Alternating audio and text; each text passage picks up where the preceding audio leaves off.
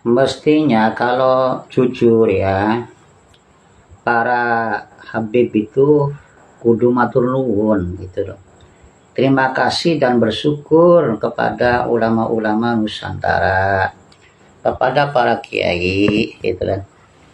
Kenapa begitu? Karena para ulama, para kiai itu selalu mendidik jamaahnya, selalu mendidik umat untuk mencintai, menghargai, menghormati, memuliakan, bahkan mengikuti ya para zuriyah Kanjeng Nabi. Di majelis-majelisnya dipenuhi gitu oleh umat ya, majelis-majelis para Habib itu karena para kiai itu selalu perintah untuk ayo ikuti itu pengajian Habib A, Habib B gitu kan, karena dikira atau diyakini gitu ya adalah Habib itu adalah zuriyah Nabi yang kudu dihargai, kudu dihormati dan diyakini keilmuannya gitu loh ya, sanad keilmuannya kan gitu. Sehingga keberadaan Habib di Nusantara ini di mana-mana dihargai, dihormati, bahkan diikuti, bahkan rame majelisnya itu loh. Ya itu tidak lain, saya kira itu ada kebaikan, ada jasa para ulama Nusantara, para kiai Nusantara yang selalu perintahkan kepada jamaah dan kepada umat ini untuk cinta dan mengikuti pengajian-pengajian.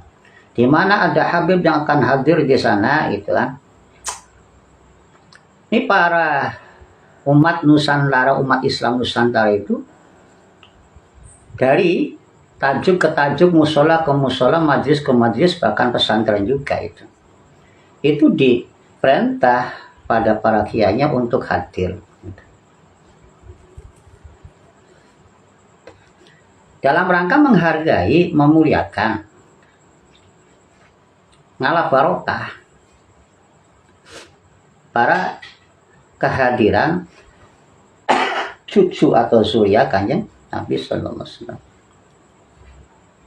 Dari sini nih, di mana-mana para Habib itu dimuliakan itu ada jasa, andil, peran ya para kiai, para ulama.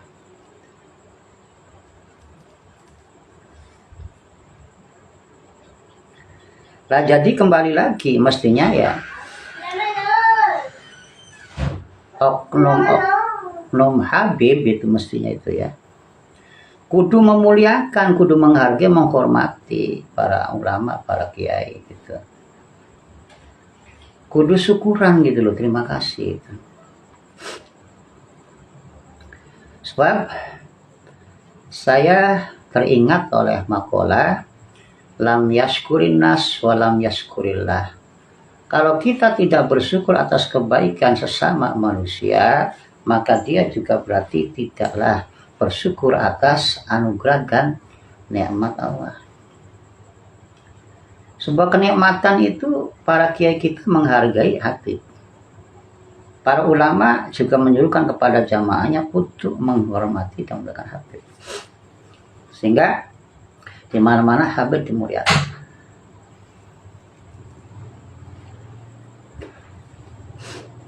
Kalau tidak bersyukur, berterima kasih, gitu loh. Yang dikhawatirkan justru datanglah inna azabil syadid, yaitu bencana yang akan menimpa. Bukan hanya pada oknum-oknum yang tidak menghargai, yang tidak bersyukur, berterima kasih kepada kiai ulama, tetapi lebih-lebih pada yang malah justru menghina, mengejeknya kepada kiai dan kepada ulama pribumi yang sudah berbuat baik kepada para Habib. Ini yang dikhawatirkan justru tibanya bencana, bukan hanya menimpa para Habib sendiri, akan tetapi menimpa. Itu merata di mana-mana terjadi bencana. Akibat kufur nikmat itu loh. Akibat tidak adanya terima kasih. Dari sini harus padang kita berpikir itu ya. Dan yang terjadi hari ini itu Masya Allah. Banyak sekali ulama-ulama kayak kita malah dihina oleh oknum-oknum Habib yang justru telah diperlakukan baik oleh para ulama dan para kiai. Bahkan kiai Masya Allah dicela, dihujat, ya, dikerucuk-kerucuk, dibilang palsu. Allah. Kemudian dengan mengangkat makola-makola, yang dimana makola itu yang sangat merendahkan kiai posisinya. 70 kiai, 71 Habib yang bodoh lebih utama daripada 70 kiai dan lain-lain lah. Coba lihat itu. Itu namanya nggak tahu diri, itu namanya kurang atau tidak terima kasih begitu. Diberi kebaikan malah justru lunjak. Kufur nikmatnya Allah bukan atas kebaikan manusia itu, tetapi secara langsung tanpa disadari itu telah kufur nikmat kepada Allah. Seperti itu. Maka tidak akan ada bencana kecuali ada kekufuran nikmat itu. Kecuali tidak adanya rasa terima kasih bahkan menghina. Gitu.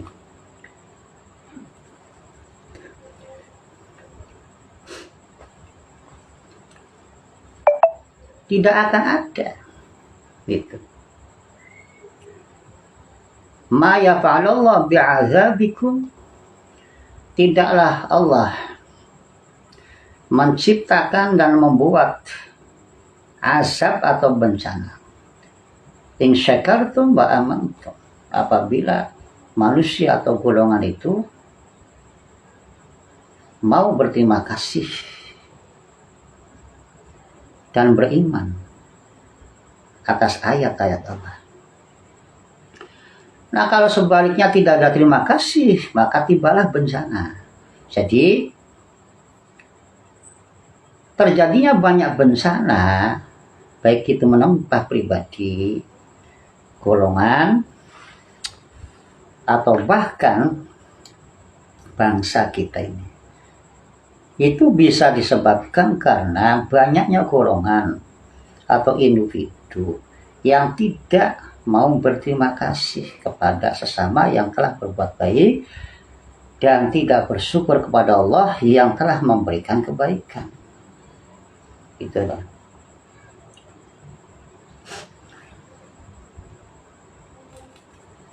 Padahal para ulama juga, para kiai juga, boleh jadi mereka adalah zuriyah